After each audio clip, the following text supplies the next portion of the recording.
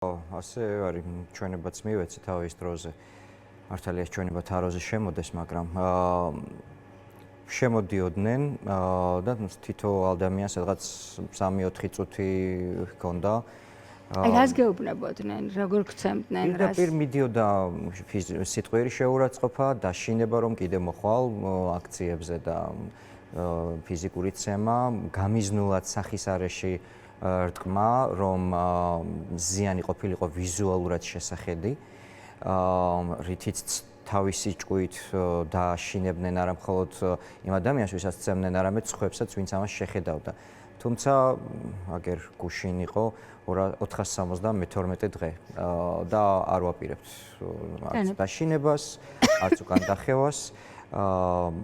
და ნუ შემდეგ ეს თითოეული ადამიანი ამ თავისი სამწუთიანი თუ რავი რამდენიც არის რაუნდის შემდეგ ფიზიკურად იღლებოდა, იმიტომ რომ ფიზიკურად ადამიანს არ შეუძლია ამ ხელა რაუნდების, ანუ ბოქსის დროსაც ხლებს გირტყამდნენ თუ ხელებს?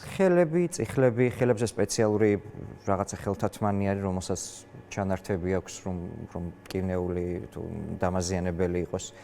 რატომ გცემთ რას გეუბნებათ? ანუ მიზანი იყო დაშინება, მიზანი იყო დეჰუმანიზაცია.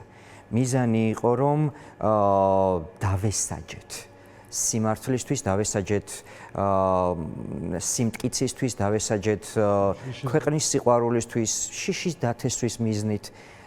ჩემი აზრით ვერცერთი ამათგანი ვერ გამოუვიდათ, იმიტომ რომ ჩემი სხეული, რავი, ჩვეულებრივი სხეულია, მაგრამ ჩემი ისე გამოვა, მაგრამ ჩემი სული ჩემს ქვეყანას ეკუთვნის. ცნობილი ფრაზაა. რომელი და შესაბამისად, რავი, რაც ამ სხეულს თუ რაც უნდა თუქნან, ეს ვერ შემაცვლევინებს მე ჩემს ემოციას, ჩემს დამოკიდებულებას სიმართლის მიმართ. ირაკლი, თქვენ ყვებოდით მაშინ, რომ ისე გააღიზიანა ლოცვამ, რომ დამცინოდნენ ამაზე და აორმაგებდნენ ძალადობას ჩემზე. ანუ ეს ეპიზოდი თუ შეგიძლიათ რომ გაიხსენოთ. ნერვიულობთ ხომ? აი, ამდენი თვე გავიდა, წელიწადზე მეტი გავიდა და თქვენ ისე ძალიან გიჭირთ ამ ყველაფრის გახსენება. მტკივნეული ამ შემთხვევაში ალბათ არის იმედგაცრუება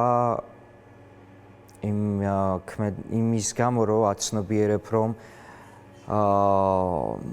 უღმერთო ქვეყანაში ცხოვრობ. და ეს ხალხი თან ამბობს, რომ აი ჩვენ ვართ ქრისტიანები და აი ამ სატანებისგან, ჩვენნაირებისგან და თქვენნაირი არაჩვეულებრივი ხალხისგან უნდა დაიცვან თურმე საქართველო.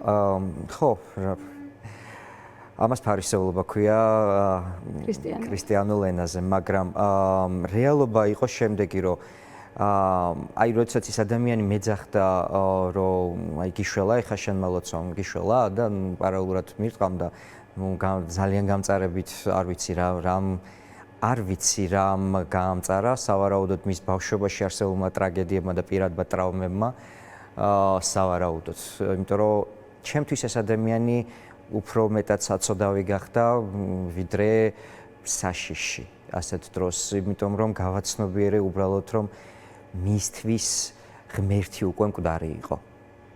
მისთვის ყველაფერი წმინდა უკვე მკვდარი იყო.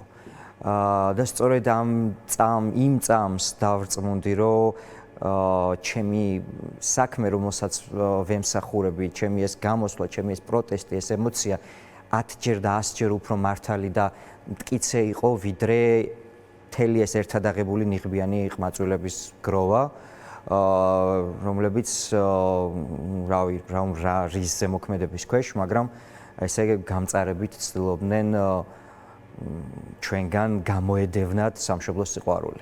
ირაკლი, თქვენ სტუდენტებთანაც გაქვთ შეხება ასწავლით სად და თქვენ შესახებაც მოგყვებით? ანუ ლექტორი ვარ, სამედიცინო ანთროპოლოგი ვარ, სამედიცინო უნივერსიტეტში ვასწავლი. თუმცა, ნუ ხო, აი იცით რა არის ერთი ზუსტად ეგ არის, რომ მე ვერ შევძლებ შევიდე სახლში და შვიდად სუპი ვხრიპო თუ სიმართლე არ ვთქვი და ვერ შევძლებ შევიდე აუდიტორიაში და სტუდენტს ავუხსნა ლოგიკა რას გულისხმობს თუ მე თვითონ ამ ლოგიკით არ ვხელმძღვანელობ. არ არის ეს სწორი, არ არის ეს მეცნიერული, არ არის ეს ქრისტიანული, არ არის ეს ქართული, არ არის ეს კაცური საქციელი. კოპახიძეს კაცობის განმარტება თავისი აქვს. კალაძეს საერთოდ ქალების განმარტება აქვს თავისი, ასე რომ არ შევალ მათთან პოლემიკაში, იმიტომ რომ გასაგებია ეს ადამიანები თავიანთ თავზე თვითონ საუბრობენ.